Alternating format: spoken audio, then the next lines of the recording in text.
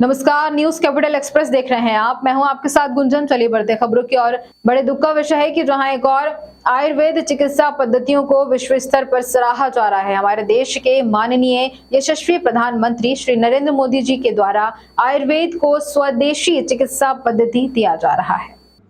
राज्यों में आयुर्वेद के शिक्षक सम्मानजनक वेतनमान प्राप्त कर रहे हैं। दुर्भाग्यपूर्ण है कि हमारे प्रदेश में आयुष शिक्षकों को सम्मानजनक वेतन प्राप्त नहीं हो रहा है। इसका वेतनमान प्रदेश के दूसरे विभागों जैसे चिकित्सा शिक्षा, दंत शिक्षा, पशु चिकित्सालय शिक्षकों की तुलना में बहुत कम है, जबकि इनका दायित्व, कार्य तथा नियुक्ति के लिए शैक्षणिक योग्यता इन सभी के समान है। इस स्थिति में समान कार्य समान वेतन के नैसर्गिक अधिकारों का हनन होता है।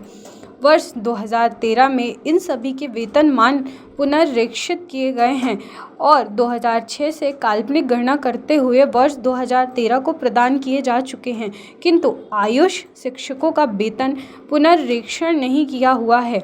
यहाँ तक कि मध्य प्रदेश सरकार के अन्य विभागों जैसे टेक्निकल एजुकेशन, हायर एजुकेशन के शिक्षकों के वेतनमान भी आयुष शिक्षकों से अधिक हैं।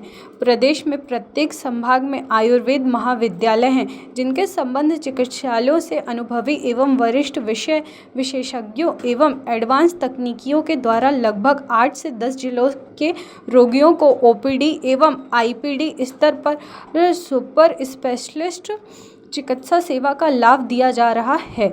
नगर के खुशीलाल शासकीय आयुर्वेद संस्थान में प्रतिदिन की रोगों की संख्या 1000 है। विभिन्न आपातकालीन स्थितियों में जैसे कोरोना जैसे विकराल एवं भयावह स्थिति में भी अपने जीवन को दांव पर लगाकर आयुष महाविद्यालय के शिक्षकों ने प्रथम मोर्चे पर रहकर घर घर जाकर आयुष किट का वितरण किया एवं जन सम्मान को मानसिक एवं शारीरिक समस्याओं से मुक्ति दिलाने की ईमानदार कोशिश की। वर्ष 2022 में उज्जैन में हुए अखिल भारतीय आयुर्वेद महासम्मेलन में मुख्यमंत्री आयुष शिक्षकों के वेतनमान संशोधन की घोषणा की गई थी। प्रदेश भर में लगभग 250 आयुष शिक्षक कई वर्षों से इस ओर प्रयास कर रहे हैं। आयुर्वेद टीचर वेलफेयर एसोसिएशन ने अपनी मांगों को लेकर शासन के उच्च अधिकारियों एवं आयुष विभाग के मंत्री महोदय सभी को अपनी समस्या के शीघ्र निवारण के लिए ज्ञापन दिया है। प्रतिक्रिया में शासन द्वारा वेतनमान संशोधन के लिए आश्वासन भी प्राप्त हुआ है। एसोसिएशन के पदाधिकारियों का कहना है कि आश्वासन के साथ साथ यदि आगामी दिनों में शासन की ओर से इस समस्या के निराकरण के लिए कोई ठोस कदम नहीं उठाया जाता है तो वे मजबूरी वश विरोध स्वरूप एक प्रदेश व्यापी चरणबद्ध प्रदर्शन शुरू करेंगे। आप सभी मीडिया बंधुओं से एसोसिएशन का निवेदन है कि आप अपने संचार माध्यमों की सहायता से हमारी समस्या को सरकार के समक्ष प्रस्तुत करें, हमारी सहायता करें। Sir, Ayurveda teacher welfare association ने जो प्रेस वार्ता की है, क्या मुद्दे को लेकर? सर, सबसे पहले तो आयुर्वेद टीचर वेलफेयर एसोसिएशन की ओर से आप सभी को बहुत बहुत धन्यवाद। हमारी प्रेस कॉन्फ्रेंस में आप यहाँ आए। बड़े दुख का विषय है, आप सभी जानते हैं पूरे विश्व स्तर पर आयुर्वेद को और आयुष को बढ़ावा मिल रहा है। हमारे जो प्रधानमंत्री माननीय श्री नरेंद्र मोदी जी हैं, वो इसको स्वदेशी चिकित्सा पद्धति के रूप में बढ़ावा दे रहे हैं।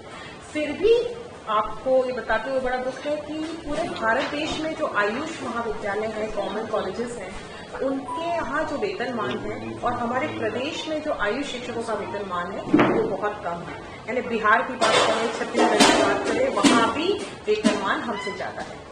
यदि हम प्रदेश की बात करते हैं तो प्रदेश के जितने भी दूसरे अन्य चिकित्सा से संबंधित कॉलेज हैं, जैसे मेडिकल एजुकेशन है, डेंटल एजुकेशन है, पशु चिकित्सा है, इनमें भी वेतनमान हमसे ज़्यादा है। और बात करें टेक्निकल एजुकेशन, हायर एजुकेशन, इनके शिक्षकों के लिए वेतनमान हमसे ज़्यादा है। तो हमारी एक सूत्री मांग यही है कि हमारे वेतनमान को सम्मानजनक किया जाए। आप सभी जानते हैं कि आयुष और आयुर्वेद ने कोरोना की जो महामारी थी उस समय बड़ी ईमानदारी से कोशिश की। हमारी जो आयुष किट है उसको ईमानदारी से हम सभी ने प्रथम पंक्ति पर आकर जगह जगह बांटा। उसके फायदे भी बहुत मिले, लोगों में विश्वास जागा इम्यूनिटी के प्रति कि भाई इम्यूनिटी बढ़ा दी जाए तो कोरोना से भी हम लड़ सकते हैं, बच सकते हैं। तो आप सभी से यही हमारी आग्रह है कि हमारी इस मांग को शासन के सामने आप प्रस्तुत करें अपने मीडिया माध्यम से। लगभग कितने कर्मचारी होंगे मध्य प्रदेश में? सर, हमारे कुल प्रदेश में 9 महाविद्यालय हैं, जिसमें आयुर्वेद है, यूनानी है और होम्योपैथ है, जिसमें करीब 250 शिक्षक हैं जिनको ये सम्मानजनक वेतन की जो डिमांड मांग कर रहे हैं। अभी हम फिलहाल कुछ दिनों से एसोसिएशन के बैनर पर प्रयास जारी रखे हुए थे और हमने सभी जो जनप्रतिनिधि हैं, उच्च अधिकारी हैं, शासन है, सभी को ज्ञापन भी दिए और उसके लिए हमें अच्छी बात यह है कि सभी ने इस बात को माना कि हाँ, हमारे साथ अन्याय हो रहा है, हमारा वेतन कम है और आश्वासन भी दिया है कि इस पर जरूर कार्रवाई होगी। लेकिन हम आपसे यही कहते हैं कि ठोस कदम होना चाहिए। 2018 में भी इसी सिचुएशन में हम थे, हमने बहुत प्रयास किए थे, लेकिन कैबिनेट तक हमारा प्रस्ताव नहीं पहुंच पाया था। तो आप सभी से यही सहायता पूरे मामले को लेकर मुख्यमंत्री जी से मुलाकात की आपने क्या? इस मामले को लेकर मुख्यमंत्री जी से संपर्क हुआ, आपका क्या बोले? मुख्यमंत्री से संपर्क नहीं हो पाया। उनके कार्यालय में लगातार हम अपना ज्ञापन एक सूत्री मांग कर दे रहे हैं और हम ये चाहते हैं कि मुख्यमंत्री जी ने इतनी अच्छी अच्छी योजनाएं, अभी आपने देखा लाडली बहना या शासकीय महिला कर्मचारियों को 7 दिवस का अतिरिक्त अवकाश दिया, तो हम यही चाहते हैं कि हमारी बात को भी सुने और हम हमारे साथ न्याय।